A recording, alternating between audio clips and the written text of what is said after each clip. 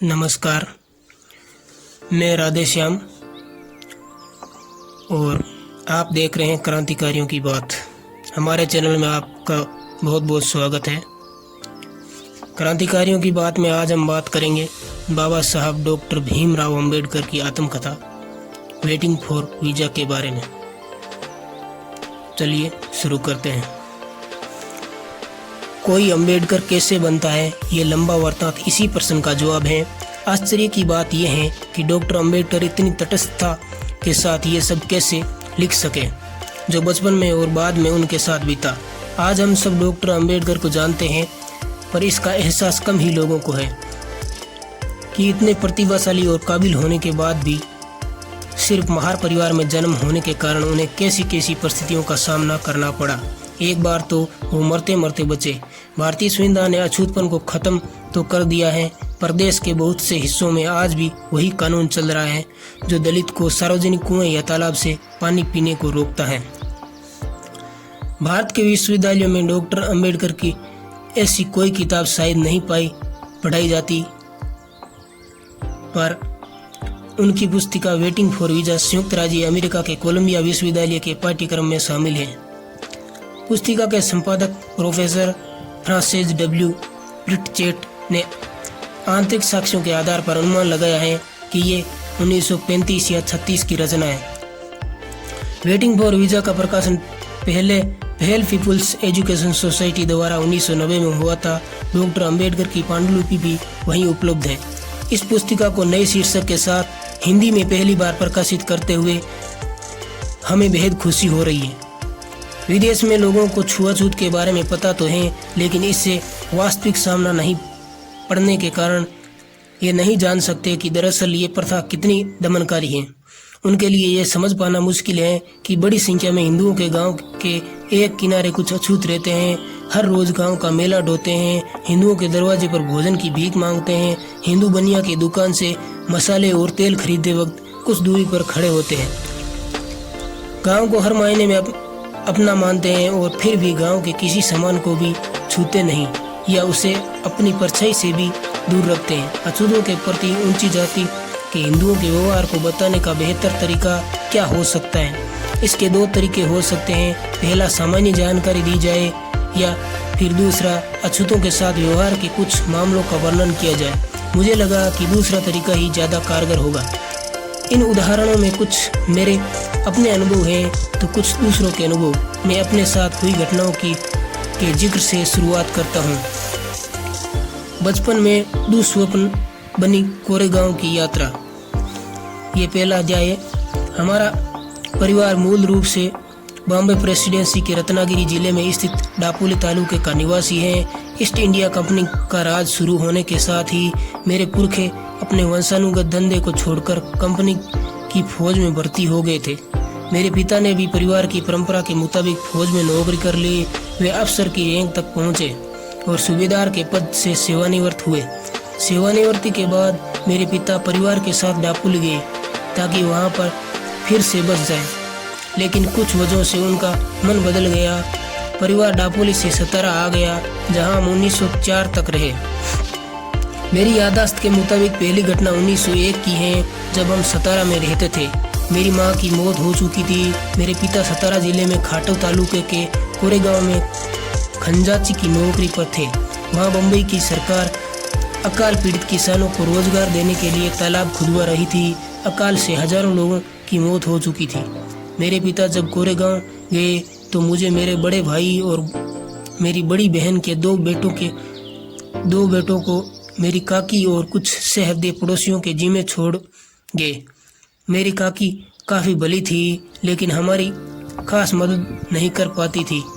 वे कुछ नाटी थी और उनके पैरों में तकलीफ थी, जिससे वे बिना किसी सहारे के चल फिर नहीं पाती थी। अक्सर उन्हें उठाकर ले जाना पड़ता था। मेरी बहनें भी थी, उनकी शादी हो चुकी थी और वे अपने परिवार के साथ कुछ दूर पर रहती थी। खाना पकाना हमारे लिए एक समस्या थी, खासकर इसलिए कि हमारी काकी शारीरिक असहायता के कारण काम नहीं कर पाती थी। हम 4 बच्चे स्कूल भी जाते थे और खाना भी पकाते थे, लेकिन हम रोटी नहीं बना पाते थे, इसलिए पुलाव से काम चलाते थे। वे बनाना सबसे आसान था क्योंकि चावल और गोश्त मिलाने से ज़्यादा इसमें कुछ नहीं करना पड़ता था। मेरे पिता खंजाची थे, इसलिए हमें देखने के लिए सतारा से आना उनके लिए संभव नहीं हो पाता था। इसीलिए उन्होंने चिट्ठी लिखी कि हम गर्मियों की छुट्टियों में कोरेगांव आ जाएं। हम बच्चे ये सोचकर ही काफ़ी उत्तेजित हो गए क्योंकि तब तक हम में से किसी ने भी रेलगाड़ी भी नहीं देखी थी। भारी तैयारी हुई। सफ़र के लिए अंग्रेजी स्टाइल के नए कुर्ते, रंग बिरंगी नक्काशीदार टोपी, नए जूते, नई रेशमी किनारी वाली धोती खरीदी गई। मेरे पिता ने यात्रा का पूरा ब्यौरा लिखकर भेजा था और कहा था कि कब चलोगे ये लिख भेजना ताकि वे रेलवे स्टेशन पर अपने चपरासी को भेज दे जो हमें कोरेगांव तक ले जाएगा। इसी इंतजाम के साथ मैं, मेरा भाई और मेरी बहन का बेटा सतारा के लिए चल पड़े। काकी को पड़ोसियों के सहारे छोड़ आए जिन्होंने उनकी देखभाल का वायदा किया था। रेलवे स्टेशन हमारे घर से 10 मील दूर था, इसलिए स्टेशन तक जाने के लिए तांगा किया गया। हम नए कपड़े पहनकर खुशी से झूमते हुए घर से निकले, लेकिन काकी हमारी विदाई पर अपना दुख रोक नहीं सकी और जोर जोर से रोने लगी। हम स्टेशन पहुंचे तो मेरा भाई टिकट ले आया और उसने मुझे वह बहन के बेटे को रास्ते में खर्च करने के लिए 2-2 आना दिए। हम फौरन सह खर्च हो गए और पहले नींबू पानी की बोतल खरीदी। कुछ देर बाद गाड़ी ने सीटी बजाई तो हम जल्दी जल्दी चढ़ गए ताकि कहीं छूट न जाए। हमें कहा गया था कि मसूर में उतरना है, जो कोरेगांव का सबसे नज़दीकी स्टेशन है। ट्रेन शाम को 5 बजे मसूर में पहुंची और हम अपने सामान के साथ उतर गए। कुछ ही मिनटों में ट्रेन से उतरे सभी लोग अपने ठिकाने की ओर चले गए। हम 4 बच्चे प्लेटफार्म पर बच गए। हम अपने पिता या उनके चपरासी का इंतजार कर रहे थे। काफ़ी देर बाद भी कोई नहीं आया। घंटा भर बीतने लगा तो स्टेशन मास्टर हमारे पास आया। उसने हमारा टिकट देखा और पूछा कि तुम लोग क्यों रुके हो। हमने उन्हें बताया कि हमें कोरेगांव जाना है और हम अपने पिता या उनके चपरासी का इंतजार कर रहे हैं। हम नहीं जानते कि कोरेगांव कैसे पहुंचेंगे। हमने कपड़े लत्ते अच्छे पहने हुए थे और हमारी बातचीत से भी कोई नहीं पकड़ सकता था कि हम अछूतों के बच्चे हैं। इसलिए स्टेशन मास्टर को यकीन हो गया कि हम ब्राह्मणों के बच्चे हैं। वे हमारी परेशानी से काफ़ी दुखी हुए, लेकिन हिंदुओं में जैसा आम तौर पर होता है, स्टेशन मास्टर पूछ बैठा कि हम कौन हैं। मैंने बिना कुछ सोचे समझे तपाक से कह दिया कि हम महार हैं। वे दंग रह गया। अचानक उसके चेहरे के भाव बदलने लगे। हम उसके चेहरे पर वितर्षणा का भाव साफ साफ देख सकते थे। वे फौरन अपने कमरे की ओर चला गया और हम वहीं पर खड़े रहे। 20-25 मिनट बीत गए। सूरज डूबने वाला था। हम हैरान और परेशान थे। यात्रा के शुरुआत वाली हमारी खुशी काफूर हो चुकी थी। हम उदास हो गए। करीब आधे घंटे बाद स्टेशन मास्टर लौटा और उसने हमसे पूछा कि तुम लोग क्या करना चाहते हो। हमने कहा कि अगर कोई बैलगाड़ी किराए पर मिल जाए तो हम कोरेगांव चले जाएंगे और अगर बहुत दूर न हो तो पैदल भी जा सकते हैं।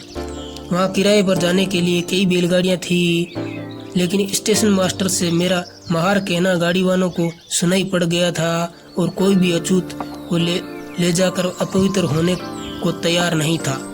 हम दूना किराया देने को तैयार थे, लेकिन पैसों का लालच भी काम नहीं कर रहा था। हमारी ओर से बात कर रहे स्टेशन मास्टर को समझ में नहीं आ रहा था कि क्या करें। अचानक उसके दिमाग में कोई बात आई और उसने हमसे पूछा, क्या तुम लोग गाड़ी हाँक सकते हो? हम फौरन बोल पड़े, हाँ हम हाँक सकते हैं। ये सुनकर वे गाड़ी वालों के पास गया और उनके पास कि तुम्हें 2 गुना किराया मिलेगा और गाड़ी वे खुद चलाएंगे। गाड़ीवान खुद गाड़ी के साथ पैदल चलता रहा। एक गाड़ीवान राजी हो गया। उसे 2 गुना किराया मिल रहा था और वे अपवित्र होने से भी बचा रहेगा।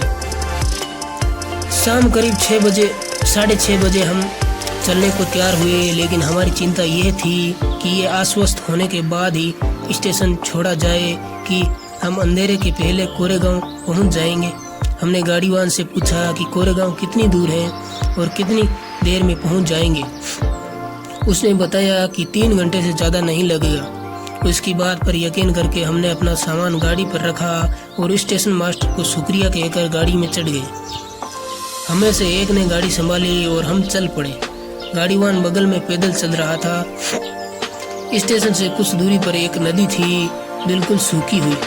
उसमें कहीं कहीं पानी के छोटे छोटे गड्ढे थे। गाड़ीवान ने कहा कि हमें यहाँ रुककर खाना खा लेना चाहिए, वरना रास्ते में कहीं पानी नहीं मिलेगा। हम राजी हो गए। उसने किराए का एक हिस्सा मांगा ताकि बगल के गांव में जाकर खाना खा आए। मेरे भाई ने उसे कुछ पैसे दिए और वे जल्दी आने का वादा करके चला गया। हमें भूख लगी थी। काकी ने पड़ोसी औरतों से हमारे लिए रास्ते के लिए कुछ अच्छा भोजन बनवा दिया था। हमने टिफ़िन बॉक्स खोला और खाने लगे।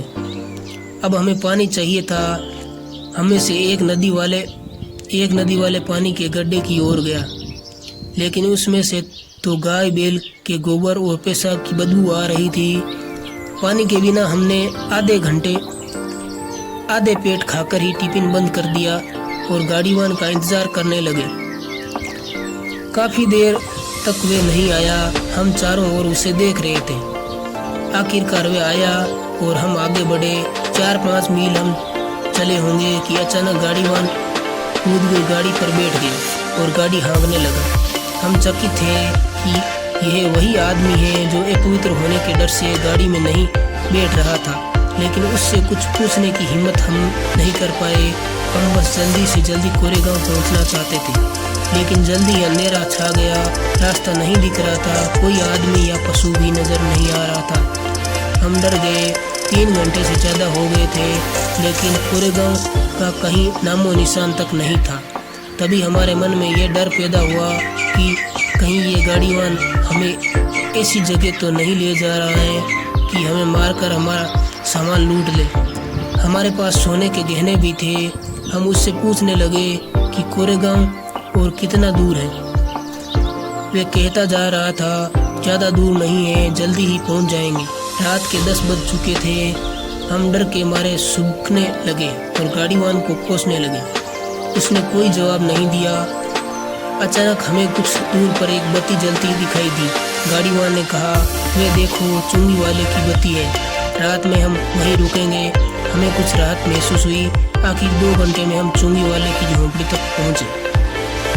ये एक पहाड़ी की तलहटी में उसके दूसरी ओर स्थित थी।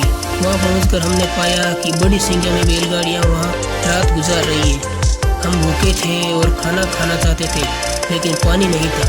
हमने गाड़ीवान से पूछा कि कहीं पानी मिल जाएगा।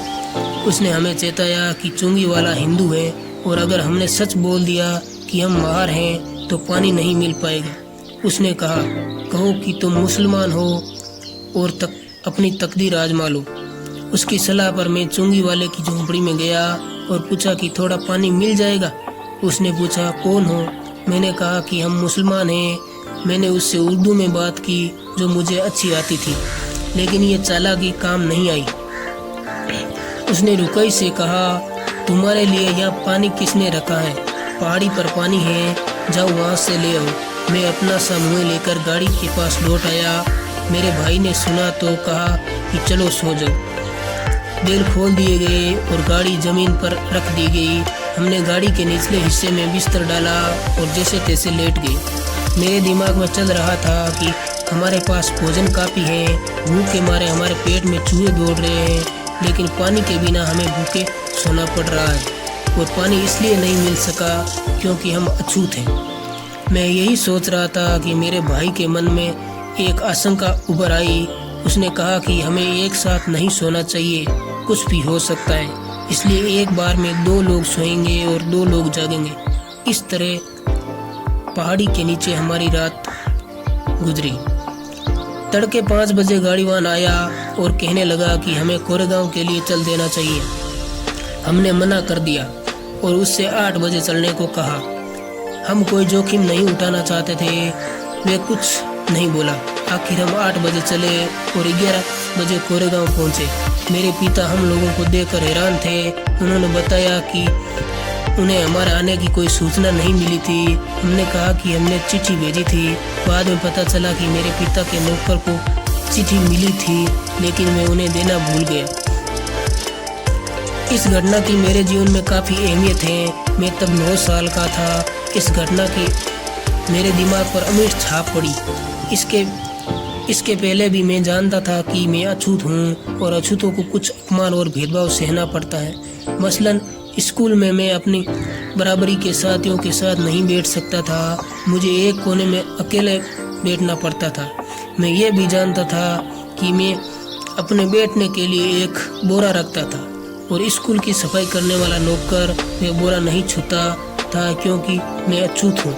मैं बोरा रोज़ घर लेकर जाता और अगले दिन लाता था। स्कूल में मैं ये भी जानता था कि ऊंची जाति के लड़कों को जब प्यास लगती है तो वे मास्टर से पूछकर नल पर जाते और अपनी प्यास बुझा लेते, पर मेरी बात अलग थी। मैं नल को छू नहीं सकता था, इसलिए मास्टर की इजाज़त के बाद चपरासी का जरूरी था।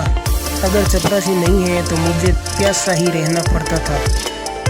घर में भी कपड़े मेरी बहन धोती थी, सतारा में धोबी नहीं थे। ऐसा नहीं था हमारे पास धोबी को देने के लिए पैसे नहीं थे, ऐसी बात भी नहीं थी। हमारी बहन को कपड़े इसलिए धोने पड़ते थे क्योंकि हम अछूतों को कपड़ा कोई धोबी धोता नहीं था। हमारे बाल भी मेरी बहन काटती थी क्योंकि कोई नाई हम अछूतों के बाल नहीं काटता था।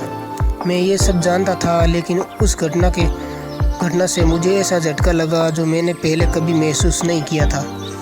उसी से मैं छुआछूत के बारे में सोचने लगा। उस घटना के पहले तक मेरे लिए सब कुछ सामान्य सा था, जैसा कि स्वर्ण हिंदुओं और अछूतों के साथ आमतौर पर होता है।